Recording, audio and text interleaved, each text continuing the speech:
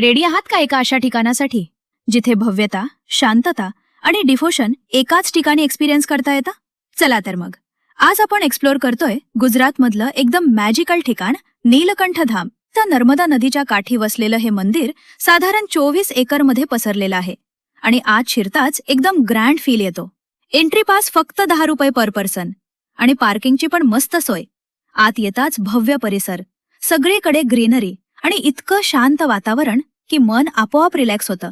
मंदिरात गेल्यावर आतल्या मूर्ती लिटरली नेक्स्ट लेवल आहेत. भगवान स्वामीनारायणांची तेजस्वी मूर्ती, राधाकृष्ण, लक्ष्मी नारायण, सगळं इतकं डिटेल्ड आहे की नजर हटत नाही.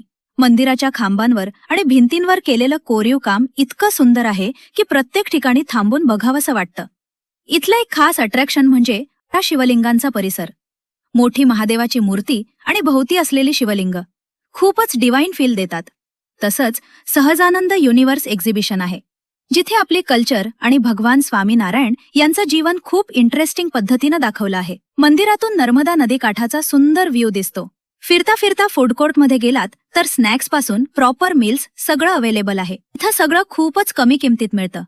बसायला जागा, क्लीनलीनेस सगळं परफेक्ट. आणि जर तुम्ही इथे स्टे करायचा प्लॅन करत असाल तर मंदिर परिसरातच तीर्थालय नावाचं गेस्ट हाऊस आहे. नीलकंठ धाम म्हणजे एक कम्प्लीट पॅकेज आहे. पीस, ब्युटी आणि डिव्होशनचं. गुजरात ट्रिप प्लॅन करत असाल तर आत्ताच हा व्हिडिओ सेव्ह करा आणि हे ठिकाण डेफिनेटली व्हिजिट करा.